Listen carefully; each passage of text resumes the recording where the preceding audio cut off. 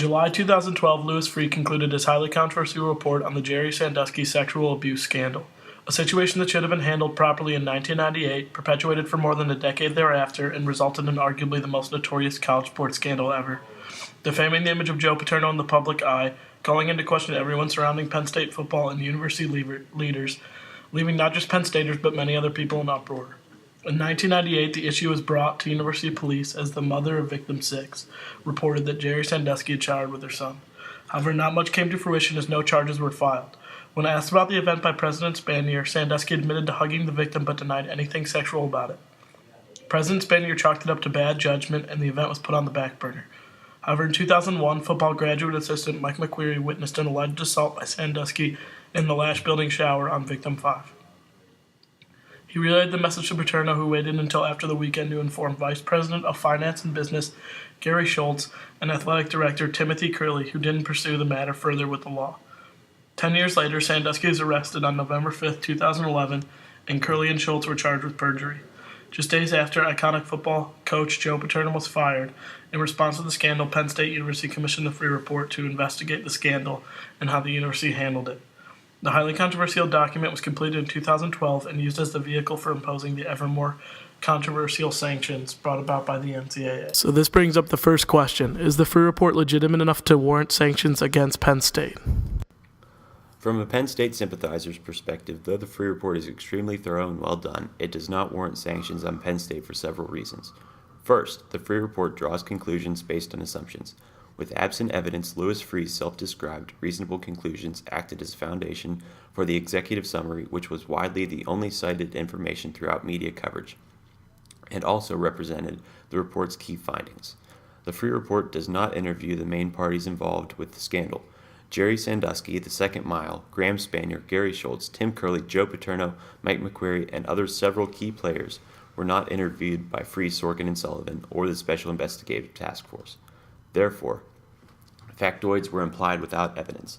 Reasonable conclusions were assumed by Freeh based off of interviews of individuals around the university, thus building a case off of he said, she said. Hearsay is not allowed in a court of law, but in the Freeh Report and the mass media, it dominated the court of public opinion. The charge where Mike McQueary saw a child being raped in the shower was one of the 3 accusations for which Sandusky was acquitted.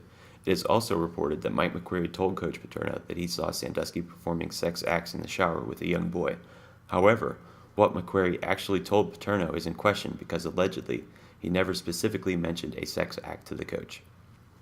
Lastly, the Freeh Report also failed to admit that in response to a mother's phone call regarding Jerry Sandusky showering with her son, 5 agencies thoroughly investigated alleged wrongdoings. University Police, Center County Children and Youth Facilities, State College Borough Police, Center County District Attorney Office, and the PA Department of Public Welfare all launched full-length investigations into the 1998 incident and found that criminal charges were improper, debunking the Freeh Report's assertion that a cover-up ensued in the late 90s. The NCAA would say the Freeh Report was indeed legitimate enough to warrant sanctions against Penn State. Initially, NCAA President Mark Emmert sought answers from Penn State regarding what went on with the Jerry Sandusky scandal and addressed an inquiry letter to President Erickson. Emmert was impressed with Penn State's initiative in commissioning the Freeh Report and was willing to wait to take action as long as Penn State would share its findings with the NCAA. On July 12, 2012, the Freeh Report was made public in a press conference with its author, Louis Freeh. Shortly after its release, Penn State's Board of Trustees Chair Karen Peets said that the board takes full responsibility for the failures that occurred and were described in the Freeh Report. The NCAA, who had been waiting for the university's findings, heard this statement and took the standpoint that if the university accepted the findings of the Freeh Report, then the NCAA would accept the findings of the Freeh Report and view them as legitimate as well. In addition to this, the NCAA states that the Freeh Report is much more extensive than any investigation in NCAA history and more extensive than the NCAA could have pursued with its current resources. Therefore, it was appropriate to act in an unprecedented manner and not conduct its own investigation, which was standard procedure. They also stated that due to the inherently unprecedented nature of the scandal and situation, the process of using the Freeh Report for judgment was justified. Mark Emmert stated, "We cannot look to NCAA history to determine how to handle circumstances so disturbing, shocking, and disappointing. As the individuals charged with governing college sports, we have a responsibility to act." That raises the second question. Did the NCAA act appropriately in its corrective and punitive sanctions against Penn State? No, the NCAA did not act appropriately in sanctioning the Penn State football program. The NCAA acted outside its realm of power in sanctioning PSU. Though the violator was a football coach, it was not a football scandal. Sandusky was not a member of the coaching staff at the time of the crimes, and although several offenses occurred on the Penn State campus, they were not affiliated with the university, but rather the Second Mile charity. No recruiting procedures were broken, no one within the program had cheated, no NCAA rule had been violated. Any punitive action should have been allocated by law enforcement officials or the government. Secondly, the NCAA is punishing many groups of people that had no hand in the crimes committed by Sandusky or university officials. Current Penn State football players have lost the opportunity to play for a national championship or even postseason competition. Prospective players lost their chances to have scholarships, thus taking away opportunities to receive a high-quality education accompanied by funds to counteract solid on-field performance. Students may bear some of the $60 million burden through losses of educational opportunities or increased costs in or around State College. Local business owners may be impacted with the losses of sales for PSU merchandise as a result of decreased attendance at football games. Penn State's wins had no bearing on the crimes at hand. Jerry Sandusky was not a coach over the 1998 through 2011 time span, where 112 wins were stripped away. In such a sanction, Joe Paterno lost his record as winningest coach in Division I college football history. Also, Paterno followed all legal action required in the Commonwealth of Pennsylvania. According to Commonwealth law, the proper action when reporting a form of abuse is to report to the appropriate official, that being Curley in Paterno's case. Paterno reported Sandusky to the athletic director within 24 hours, fulfilling all of his legal obligations by doing so. The NCAA did not conduct its own investigation, nor did it wait for the conclusions of court cases directly linked to the scandal. As is normally done, the NCAA's Committee on Infractions conducts an investigation to determine what may or may not have occurred in any particular issue that may be worthy of deeming penalties. Rather, the NCAA trusted the Freeh report and its findings to warrant the implementation of sanctions on Penn State. Because of that, and pressures from the general population to do something because of the media frenzy known as the Penn State scandal, a rush to judgment was made by the NCAA Executive Committee to impose penalties, serving as another example of inadequate imposition of sanctions. The NCAA believes they acted appropriately in their sanctions against Penn State.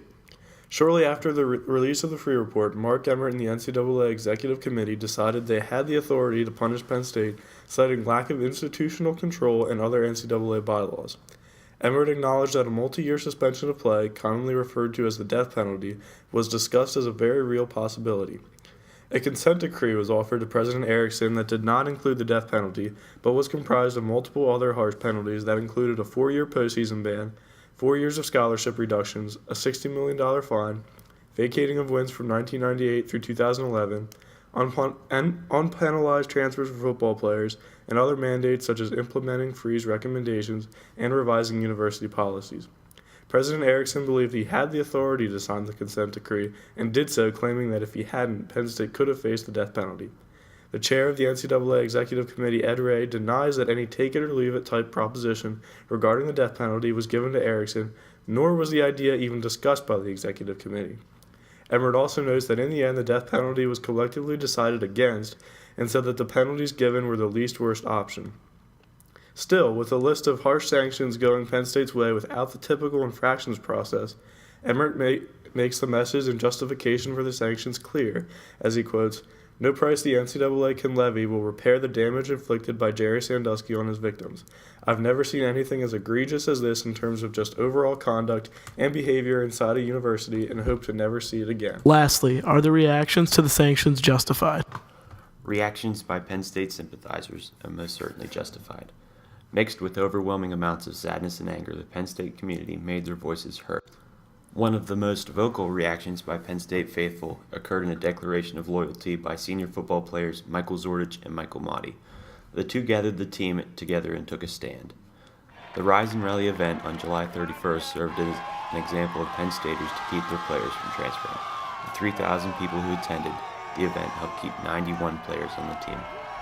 Mark Emmert repeatedly declared that the culture of Penn State allowed for such crimes to occur. A statement of that type most certainly ruffled feathers because telling a group of people that their way of doing things is wrong leads to anger. Penn State's culture has and still widely revolves around the concept of success with honor. The football program sits at the top of the BCS ranks for student-athlete graduation rates at 87%. Football is a way of life at Penn State, and for an outsider to judge a group's culture, negative reactions are justified. For the most part, the NCAA would say no. The general backlash given by Penn State sympathizers is exactly the type of supposed football culture that these sanctions were drawn up to correct. Ed Ray is quoted saying, "We tried to find a balance so that taking these actions would not preclude Penn State from being, in the future, among the leaders in intercollegiate athletics. But let's be clear, these actions were taken because of a conspiracy of silence that went on for years with total disregard for the well-being of young children.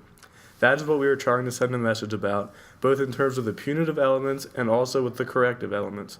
Those are intended to give people a path to move forward productively." With regards to the Sandusky sex abuse scandal, whether you side with Penn State faithful or the NCAA, both opinions have merit. Many believe the NCAA overstepped their bounds with the sanctions imposed. However, the situation was unprecedented, leaving the NCAA with no template to address the situation. Regardless of the unprecedented nature, many others would say the NCAA came down too hard on Penn State, acting beyond their jurisdiction. But no matter which stance one takes, the controversy is a sad situation all around.